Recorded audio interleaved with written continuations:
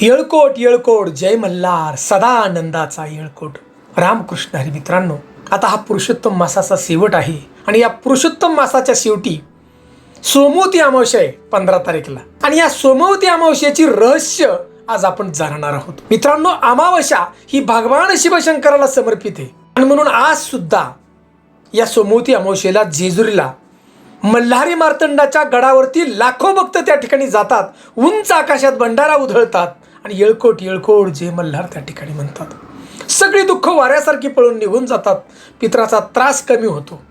मग एवढी लोक का त्या ठिकाणी येतात? काय असं सोमवती अमावस्येचं रहस्य जाणण्यासाठी हा व्हिडिओ शेवटपर्यंत आपण पहा.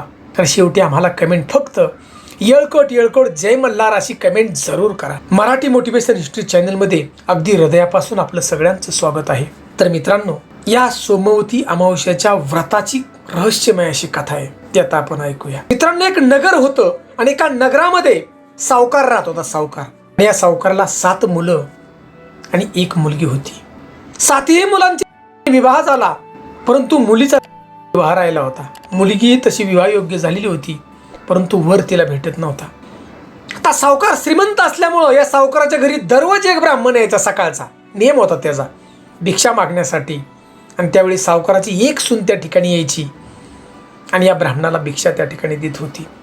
आणि ब्राह्मण अगदी आनंदाने आशीर्वाद द्यायचा की तुझ्या पतीच्या जीवावरती तू मजा मारशील, असा आशीर्वाद द्यायचा. बघा, दररोजचा ब्राह्मणाचा हा नियम होता. एखाद्या दिवशी हा ब्राह्मण आल्यानंतर त्या सावकाराची जी पत्नी आहे ती त्या ठिकाणी यायची आणि त्या ब्राह्मणाला दान देत होती. आणि त्या ठिकाणी ब्राह्मण आशीर्वाद द्यायचा की तू पतीच्या जीवावरती मजा मारशील, असा आशीर्वाद द्यायचा. आणि एके दिवशी ही सावकाराची जी मुलगी होती, ही मुलगी त्या ठिकाणी ब्राह्मणाला दान देण्यासाठी आली. आणि दान दिल्याबरोबर त्या ब्राह्मणानं त्या मुलीला आशीर्वाद दिला की तुझ्या भावजाच्या जीवावरती आणि तुझ्या भावाच्या जीवावरती तू मजा मारशील. आता आशीर्वाद ब्राह्मणाने असा दिल्यानंतर त्या सावकाराच्या मुलीला फार दुःख वाटलं, कारण ती विवाह योग्य झालेली होती. तिला वाटलं मला तसा वर देतील ब्राह्मण की पती चांगला मिळेल, त्याला दीर्घ आयुष्य असेल, असा वर देतील असं वाटत होतं. परंतु असा वर ब्राह्मणांना दिला नाही आणि दुःखी झाली मुलगी ती. ब्राह्मण निघून गेले. त्या सावकाराच्या मुलीनं आपल्या आईला सांगितलं जाऊन, आई अगं हे ब्राह्मण काका दररोज येतात, परंतु तुला वर देतात. तुझ्या नवऱ्याच्या जीवावर तू मजा मार. माझ्या भावाच्या ज्या बायका आहेत त्यांना सुद्धा असाच वर देतात सगळ्यांना, परंतु मला असा वेगळा का बरं वर देतात? भावाच्या जीवावर भाऊजाईच्या जीवावर तू मजा मार, असा मला का वर देतात? आईने ठिकाणी सांगितलं, बाळा काळजी करू नकोस, उद्या ब्राह्मण काका आले की तू पटकन जा त्यांना दान देण्यासाठी. मी विचारते त्यांना. दुसरा दिवस उगवला आणि ब्राह्मण काका नेहमीप्रमाणे आले सावकाराच्या घरी. आणि सावकाराची मुलगी भिक्षा घेऊन गेली. बघा, आणि वर देणार तेवढ्यात या सावकाराची पत्नी म्हणाली, अहो ब्राह्मण काका, माझी मुलगी विवाह योग्य झाली, विवाहासाठी वर द्या ना तिला. का तुम्ही असं तिला वर देताय की भावांच्या खांद्यावरती उड्या मारशील, भाऊजाईच्या जीवावरची जगतील, असा तुम्ही वर का देत? आणि ब्राह्मण काकाने सांगितलं की अहो, तिच्या माथ्यावरचं जे भाग्य आहे त्या ठिकाणी मला भविष्य कळतंय की हिचा जर विवाह झाला तर हिला वैधव्य प्राप्त होणार आहे, हिचा पती लगेच मारणार आहे लग्नातच, त्यामुळे मी तिला विवाहाचा वर देत नाही. आता या ठिकाणी सावकाराच्या पत्नीला फार वाईट वाटलं आणि ती ब्राह्मणाच्या अक्षरशः पाया पडू लागली. काका, काहीतरी उपाय सांगा ना. उपाय हा निश्चित असतो. ब्राह्मण काकाने त्या ठिकाणी उपाय सांगितला सावकाराच्या पत्नीला. हिच्या पतीला दीर्घ आयुष्य जरी मिळायचं असेल तर एकच उपाय आहे. नदीच्या पलीकड सोना नावाची एक पर्टीन आहे आणि या पर्टीनं भगवान शिवशंकराची अफाट भक्ती केली. वर्षामध्ये येणाऱ्या सगळ्या अमावस्याला तिनं भगवान शिवशंकराची भक्ती केली. जेजुरीच्या खंडोबाची भक्ती केली अफाट. आणि भगवान शिवशंकराने हे सगळ्या अमावस्याचं पुण्य या सोना नावाच्या पर्टीनला दिले. बघा, सगळं पुण्य अमावस्येचं. आणि विवाहाच्या आधी तुमच्या मुलीला या सोना पर्टीनच्या घरी सेवा करावी लागेल. आणि नंतर सोना पर्टीन आनंदित जर झाली तरी त्या विवाहातील तुमच्या मुलीच्या आणि तिच्या माथी असणारं कुंकू, ते सोमवती अमावस्येचं जे फळ आहे पुण्य, या विवाहामध्ये ज्या वेळेला तुमच्या मुलीला देईल ते कुंकू लावेल तुमच्या मुलीच्या माथी, त्यावेळेलाच ही वैधव्य त्या ठिकाणी दूर निघून जाईल आणि तिच्या पतीला दीर्घ आयुष्य प्राप्त होईल. एकच उपाय. आता एवढं सांगितल्यानंतर ब्राह्मण काका निघून गेले आणि या सावकाराच्या पत्नीने सगळ्या मुलांना आपल्या बोलवलं 6च्या 6 आणि म्हणले सगळे हे सांगितलं, असं सांगितलं, बाबा एक जणांनी कुणीतरी जा त्या बहिणीला घेऊन या सोना पर्टीनीकडं. त्यातला बघा शेवट मुलगा आहे 7वा, तो 7वा मुलगा तयार झाला जायला. बहीण भाऊ दोघंही निघाली सोनापर्टींच्या घराकडं. नदीकडे गेली, नदी पार केली. सोनापर्टींचं घर सुंदर होतं आणि तिलाही मुलं भरपूर होती बघा. 5-6 मुलं होती तिला. त्यांच्या त्या ठिकाणी विवाह झाला होता आणि त्या घरात नेहमी भांडणं असायची. काम कुणी करायचं, भांडी कुणी घासायची, कपडे कुणी धुवायची. आणि या सावकाराची मुलगी गेल्यानंतर बघा पहाटे लवकर जायची. दिवसभर दुसरीकडे राहायची पण पहाटे लवकर जायची 3-4 वाजताच. संपूर्ण सोनापर्टींचं घर झाडून काढायची, लुटून काढायची. तिची गुरं होती शेण काढायची, कपडे टाकलेले धुवायची, सगळं काम करायची. आता बरेच दिवस निघून गेल्यानंतर सोनापर्टींना वाटलं की आपल्या सुना दररोज भांडायच्या कामावणे आणि आता बरेच दिवस झालेत, का बरं शांत आहेत. तिने चौकशी केली.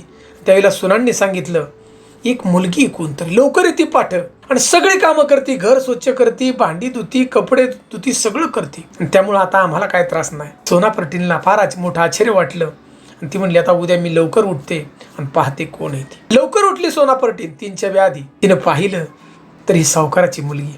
डोक्यावरून हात फिरवला प्रेमानं, बाळा तू एवढं का बरं माझ्या घरी काम कर. त्या सावकाराच्या मुलांनी सगळं सांगितलं बघा की माझा विवाह झाल्यानंतर माझा पती मृत्युमुखी पडणार आहे, त्यामुळे मी विवाह करीत नाही. आणि ब्राह्मणाने एकच उपाय सांगितला आहे की सगळ्या ज्या अमावस्या आहेत, सोमवती अमावस्या, त्या सगळ्याचं पुण्य तुमच्याकडे, तुमच्या माथी असणारं कुंकू माझ्या माथी जर लावलं विवाहामध्ये तुमच्या हातानं आणि सगळे सोमवतीचं पुण्य तुम्ही जर दिलं, मल्हारी मार्तंडाचं, भगवान शिवशंकराचं म्हणजे, तर माझा पतीला दीर्घ आयुष्य प्राप्त होईल. म्हणली, बाळा तू घाबरू नको, काय मी तुझ्या विवाहामध्ये येईलच. आणि या ठिकाणी सावकाराचा मुलगा आणि त्याची मुलगी बघा आनंदात निघून गेली आणि पुढे या सावकाराचा मुलीचा विवाह ठरला.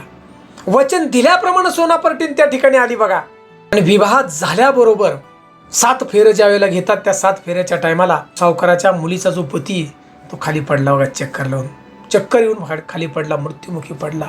आणि सोनापर्टीनं त्या ठिकाणी आपल्या माथी असलेलं कुंकू या सावकाराच्या मुलीच्या माथी लावलं. भगवान शिवशंकराचं नाव घेतलं, जेजुरीच्या खंडेरायाचं त्या ठिकाणी नाव घेतलं आणि म्हणली, माझं जे सगळ्या अमावस्येचं पुण्य आहे, मी पुण्य या ठिकाणी देते. आणि क्षणार्धात हा सावकाराचा जावई बघा उठून बसला. सोमवती अमावस्येचा जय जयकार केला सगळ्यांनी. सावकाराची पत्नी म्हणाली या सोनापर्टीला की तुला काय पाहिजे ती महाग मी तुला देते. सोनापर्टीन त्या ठिकाणी म्हणाली, काही नको, मला फक्त एक मोकळी घागर द्या. आणि मोकळी घागर घेऊन सोनापर्टीन आपल्या घराच्या दिशेनं निघाली. तो दिवस होता सोमवती अमावस्येचा. जाता जाता उंच पिंपळाचं झाड लागलं आणि या पिंपळाच्या झाडाला 108 फेऱ्या या सोनापर्टींने मारल्या विश्वासानं अगदी. सोनापर्टीन जी घागर होती त्या पिंपळाच्या झाडाखाली पुरली बघा. आणि सोनापर्टीन त्या आपल्या घरी गेली. घरी गेल्यानंतर पाहते तर काय, सोनापर्टींचा पती होता त्याचा मृत्यू झाला. मित्रांनो, ज्या वेळेला एक खड्डा भरला जातो त्यावेळेला दुसरा खड्डा त्या ठिकाणी मोकळा होतो, हा एक निसर्गाचा नियम आहे. त्याप्रमाणे या ठिकाणी मृत्यू झाला सोनापर्टींच्या पतीचा. परंतु तिच्याकडे पुण्य होतं सोमवती अमावस्येचं आणि पिंपळानं तिने 108 फेऱ्या घातल्या होत्या या अमावस्ये दिवशी बघा. ते सगळं पुण्य दिलं आणि तो पतीही त्या ठिकाणी जिवंत झाला बघा. एवढी मोठी ताकद या सोमवती अमावस्येची. मित्रांनो, एवढंच नाही तर त्यावेळेस एक ब्राह्मण आला, म्हणला मला बी काय दक्षिणा द्या काहीतरी अमावस्येची. या सोनापर्टींनं सांगितलं, मी 108 फेरे या पिंपळाला घातले, त्या ठिकाणी गागर पुरले, तिथे जाऊन घे तू दक्षिणा. आणि ब्राह्मण त्या ठिकाणी गेला आणि उकरलं तर 108 सोन्याची नाणी त्या ठिकाणी सापडली बघा त्या घागरीमध्ये. ही सगळी जी ताकद आहे या सोमवती अमावस्येची. म्हणूनच मित्रांनो, या महाराष्ट्राच्या कानाकोपऱ्यातून सोमवती अमावस्येला लाखो बांधव म्हणजेच भगवान त्या ठिकाणी शिवशंकराचे भक्त, खंडोबाचे भक्त म्हणजे जेजुरी गडावरती येतात बघा.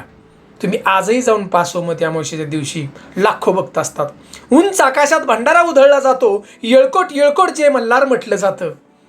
त्या भक्ताची सगळी संकट वाऱ्यासारखी निघून जातात. मित्रांनो, हे सगळं सोमवती अमावस्येचं रहस्य लक्षात घ्या.